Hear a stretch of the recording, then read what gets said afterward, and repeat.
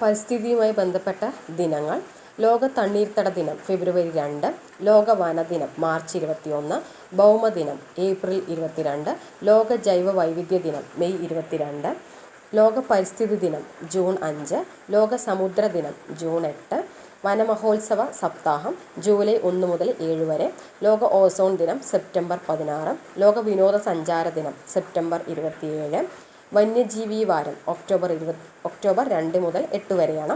ലോക പ്രകൃതി ദിനം ഒക്ടോബർ 3, ലോക പ്രകൃതി ദിനം ഒക്ടോബർ 3, ലോക പക്ഷി ദിനം നവംബർ 12, ലോക പർവ്വത ദിനം ഡിസംബർ 11, ലോക വന്യജീവി ദിനം മാർച്ച് 3, ലോക വന്യജീവി ദിനം മാർച്ച് 3, ലോക ജലദിനം മാർച്ച് 22.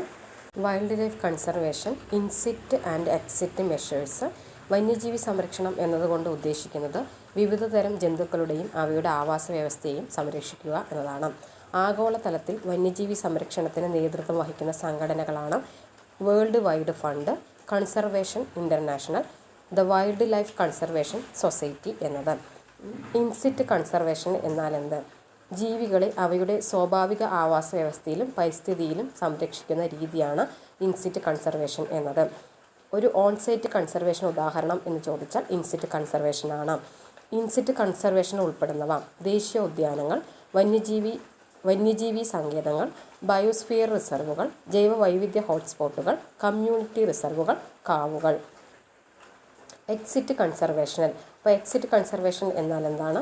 ജീവികളെ അവയുടെ സ്വാഭാവിക ആവാസ വ്യവസ്ഥയ്ക്ക് പുറത്ത് പ്രത്യേക ക്രമീകരണങ്ങളോടെ സംരക്ഷിക്കുന്ന രീതിയാണ് എക്സിറ്റ് കൺസർവേഷൻ എന്നത്.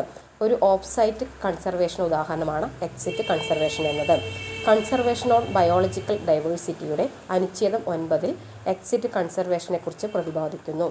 ജൈവ വൈവിധ്യ സംരക്ഷണത്തെ പ്രോത്സാഹിപ്പിക്കുന്നതിനും ജനിതക വിഭവങ്ങളുടെ സുസ്ഥിരമായ ഉപയോഗവും തുല്യമായ പങ്കിടലും ഉറപ്പാക്കുന്നതിനും രൂപകൽപ്പന ചെയ്ത അന്താരാഷ്ട്ര ഉടമ്പടിയാണ് കൺസർവേഷൻ ഓൺ ബയോളജിക്കൽ ഡൈവേഴ്സിറ്റി എന്നത്.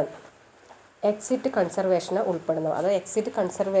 ഉൾപ്പെടുന്നവ സുവോളജിക്കൽ പാർക്ക്, ബയോളജിക്കൽ ഗാർഡൻ, വന്യജീവി സഫാരി പാർക്കുകൾ, അക്വേറിയങ്ങൾ, ക്രയോ പ്രിസർവേഷൻ സെൻ്ററുകൾ, DNA ബാങ്കുകൾ, മൃഗശാലകൾ. ഏതൊക്കെയാണെന്ന് ചോദിച്ചാൽ എക്സിറ്റ് കൺസർവേഷൻ ഉൾപ്പെടുന്നവ സുവോളജിക്കൽ പാർക്കുകൾ, ബയോളജിക്കൽ ഗാർഡൻ, വന്യജീവി സഫാരി പാർക്കുകൾ, അക്വേറിയങ്ങൾ, ക്രയോ പ്രിസർവേഷൻ സെൻ്ററുകൾ, DNA ബാങ്കുകൾ, മൃഗശാലകൾ.